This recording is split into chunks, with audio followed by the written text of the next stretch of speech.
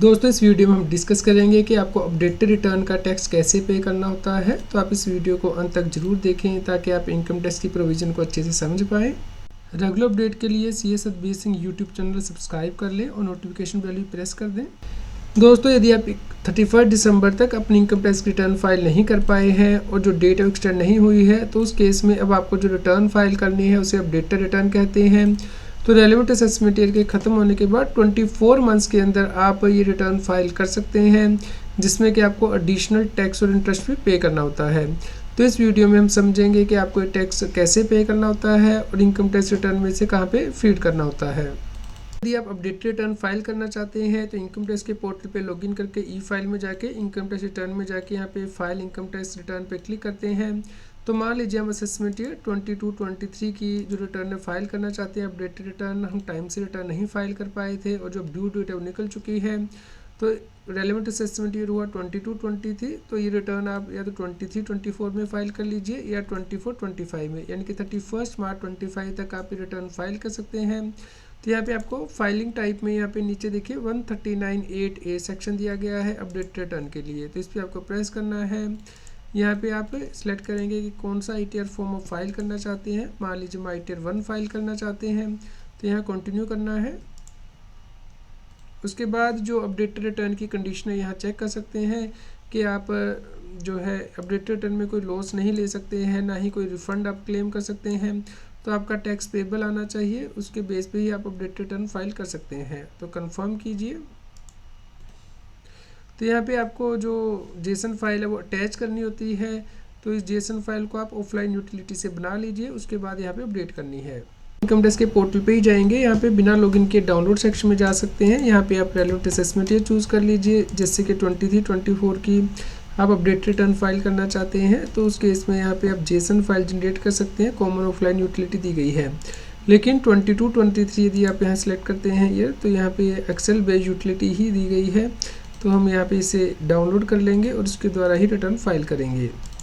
तो आप इसे डाउनलोड करके एक्सट्रैक्ट कर लीजिए अपने कंप्यूटर पे। आपसे इस प्रकार से मैसेज आएगा कि आप जो प्री फिल है उसे इंपोर्ट कीजिए या फिर जो जेसन फाइल है इंपोर्ट कीजिए। तो आपको इनकम टैक्स के पोर्टल से अपना जो प्री फिल डेटा डाउनलोड कर लेना है, उसके बाद यहाँ पे इंपोर्ट करना है।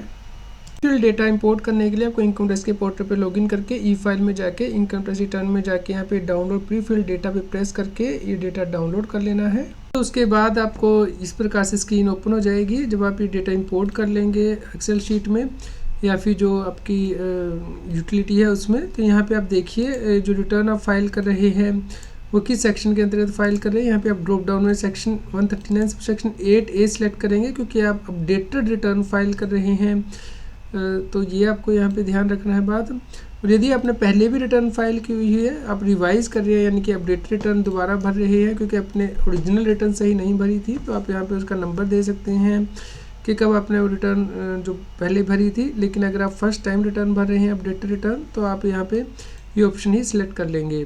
तो अपडेटेड रिटर्न आप फाइल कर सकते हैं, भले ही आपने पहले कोई रिटर्न नहीं भरी है तो भी आप फाइल कर सकते हैं, या आपने पहले रिटर्न भरी थी उसमें कोई गलती कर दी थी तो आप उस रिटर्न को अपडेट कर सकते हैं। तो उस केस में आपने जो पहले रिटर्न भरी थी उसके नंबर आपको यहाँ पे देने होते हैं।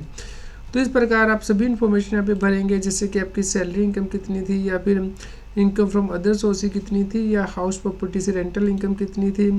तो ये सभी डिटेल आप यहाँ पर ऐड कर दीजिए। और कुछ डिटेल जो ऑटोमेटिकली इनकम टैक्स के पोर्टल पे आ रही है वो यहाँ पे आ जाएगी जैसे ही आप जेसन यूटिलिटी को यहाँ पे इंपोर्ट करेंगे। दोस्तों अपडेटेड रिटर्न का टैक्स आपको पार्ट बी ATI का जो शेड्यूल है इसके अंदर फिल करना होता है। यहाँ पे देखिए यहाँ पे डिटेल दी गई है कि अपडेटेड रिटर्न के केस में आपको सेक्शन 140B के अंतर्गत जो टैक्स पेमेंट करके यहाँ पे भरना है। तो यहाँ पे BSR कोड भरना है, date of deposit, serial number of challan और अमाउंट। तो अभी ये टैक्स आपको कैसे भरना है इनकम टैक्स के पोर्टल पे, चलिए उसे डिस्कस कर लेते हैं। वहाँ से जो चालान नंबर जनरेट होगा उसे आपको यहाँ पे फीड करना है। इनका टैक्स भी आपको नॉर्मल टैक्स की तरह ही पे करना होता है। इसके लिए आप इनकम टैक्स के पोर्टल पे लॉगिन कर लीजिए, ई फाइल में जाइए, ई-पे टैक्स में जाइए, यहाँ पे न्यू पेमेंट पे आपको प्रेस करना है और चालान क्रिएट करना है। जब ये चालान क्रिएट हो जाएगा और पे हो जाएगा तो यहाँ पे पेमेंट हिस्ट्री के अंतर्गत आप उसे डाउनलोड भी कर पाएंगे।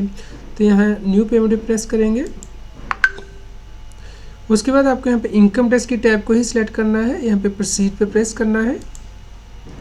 यहाँ पे आपको ध्यान रखना कि असेसमेंट ईयर जो आप चूज़ कर रहे हैं वो सही होना चाहिए। जैसे कि असेसमेंट ईयर 22-23 का मतलब हुआ फाइनेंशियल ईयर 21-22, इसका आपको ध्यान रखना है। यहाँ पे टाइप ऑफ पेमेंट में आपको सेल्फ असेसमेंट टैक्स ही चूज़ करना है, क्योंकि आप खुद टैक्स असेस कर रहे हैं।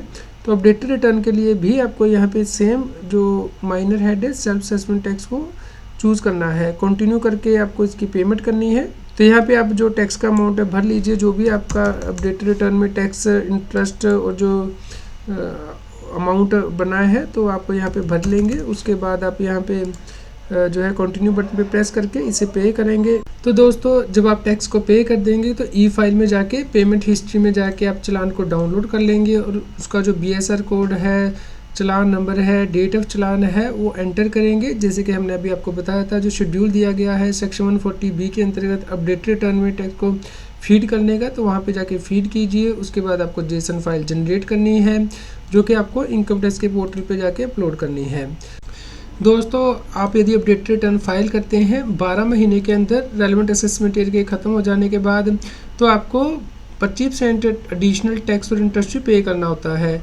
तो आपको अपना टैक्स और इंटरेस्ट कैलकुलेट करना है, उसका 25% एडिशनल अमाउंट भी आपको साथ ही पे करना होता है, इसी प्रोसीजर से जो कि हमने आपको बताया है।